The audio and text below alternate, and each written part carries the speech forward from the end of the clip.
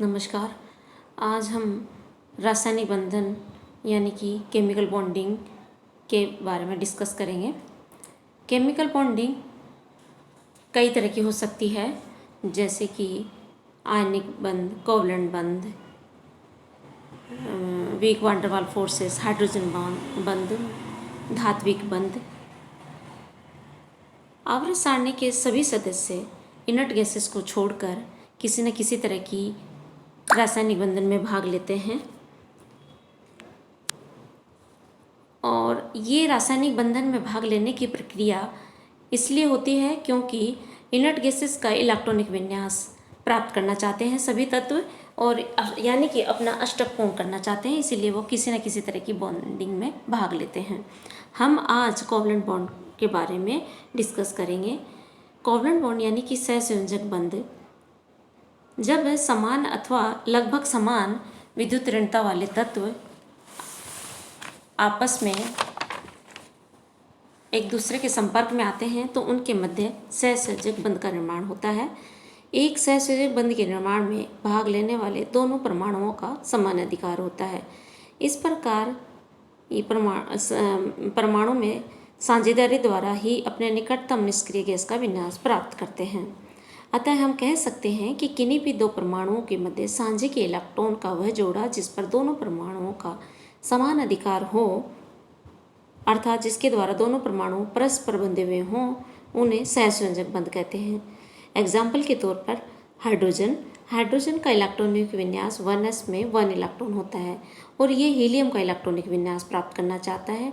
इसलिए इसके 1s orbital में उपस्थित एक इलेक्ट्रॉन दो परमाणु आपस में मिलके साझा कर लेंगे, और दोनों का इलेक्ट्रॉनिक विन्यास जब काउंट होगा तो वो दोनों इलेक्ट्रॉन उनके इलेक्ट्रॉनिक विन्यास में काउंट होंगे, और इस कारण से उनका हीलियम का इलेक्ट्रॉनिक विन्यास वो प्राप्त करेंगे, यानी कि स्टेबिलिटी को वो प्राप्त करेंगे, और साझे के इलेक्ट्रॉन दोनों बीच में स्थित होंगे और दोनों नाभिकों का उन पर समान अधिकार होगा।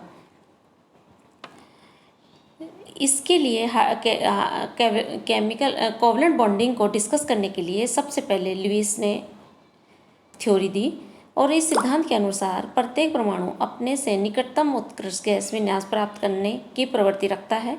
इसके लिए इलेक्ट्रॉन का साझा वो करता है। इलेक्ट्रॉन का साझा परमाणुओं की आवश्यकता के आधार पर होता है, यानी इलेक्ट्रॉन की कितने इलेक्ट्रॉन उसके पास में अनपेयर्ड हैं उस पर डिपेंड करेगा वो कितने इलेक्ट्रॉन का साझा करेगा। फॉर एग्जांपल, हाइड्रोजन के पास में एक अनपेयर्ड इलेक्ट्रॉन होता है, इसलिए वो एक इलेक्ट्रॉन का साझा करता है। क्लोरीन के पास में एक इलेक्ट्रॉन होता है, वो भी एक इलेक्ट्रॉन का साझा करता है। परमाणु 2 या 3 इलेक्ट्रॉन की पूर्ति भी साझे के द्वारा कर सकते हैं। उस स्थिति में उनके मध्य 2 सहसंयोजक बंध बनते हैं 2 इलेक्ट्रॉन का साझे के द्वारा, तो उसको हम डबल बॉन्ड कहते हैं। अगर 3 इलेक्ट्रॉन का साझा होता है, यानी कि ट्रिपल बॉन्ड का निर्माण होता है, जैसे कि ऑक्सीजन में O2 और N2 यानी नाइट्रोजन में इस तरह की इलेक्ट्रॉनों का साझा होता है। जब समान विद्युत ऋणता वाले दो परमाणुओं के मध्य सहसंयोजक बंध बनता है तो हम उसको प्योर कोवलेंट बॉन्ड कहते हैं, क्योंकि दोनों के विद्युत ऋणताएं समान होने के कारण दोनों इलेक्ट्रॉन साझे किए गए इलेक्ट्रॉन पर दोनों नाभिकों का समान अधिकार होता है, और इसे हम नॉन पोलर कोवलेंट बॉन्ड कहते हैं। अलग अलग तत्वों के परमाणु जिनकी विद्युत ऋणताओं में कम अंतर हो उनमें भी इस प्रकार का साझा होकर सहसंयोजक बंध का निर्माण होता है, तो हम उनको पोलर बॉन्ड होने के कारण पोलर कोवलेंट बॉन्ड कहते हैं। जैसे कि हाइड्रोजन फ्लोराइड में, H2O में, अमोनिया, क्लोरोफॉर्म इत्यादि में पोलर कोवलेंट बॉन्ड पाया जाता है। किसी तत्व में कितने अनपेयर्ड इलेक्ट्रॉन है, यह उस तत्व की वैलेंसी कहलाती है, यानी सहसंयोजकता कहलाती है। इसी क्रम में जैसे फ्लोरीन की सहसंयोजकता 1 होगी, ऑक्सीजन की 2 होगी, नाइट्रोजन की 3 होगी और कार्बन की 4 होगी। कार्बन का इलेक्ट्रॉनिक विन्यास 1s में 2 इलेक्ट्रॉन, 2s में 2, 2px में 1, 2py में 1 और 2pz में 0 इलेक्ट्रॉन होते हैं। परंतु इस आधार पर कार्बन के पास में 2 अनपेयर्ड इलेक्ट्रॉन है, इसलिए उसकी वैलेंसी 2 होनी चाहिए।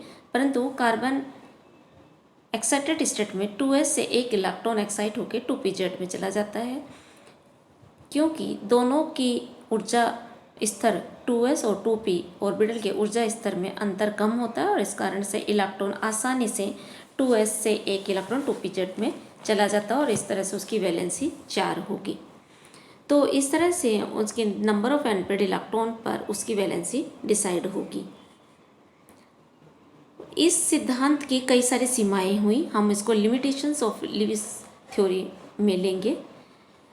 लिमिटेशंस में सबसे पहले ये नियम संक्रमण धातुएं फॉलो नहीं करती हैं। ट्रांजिशन एलिमेंट उनके सब भारी आवृत्ति में 8 से अधिक इलेक्ट्रॉन होते हैं।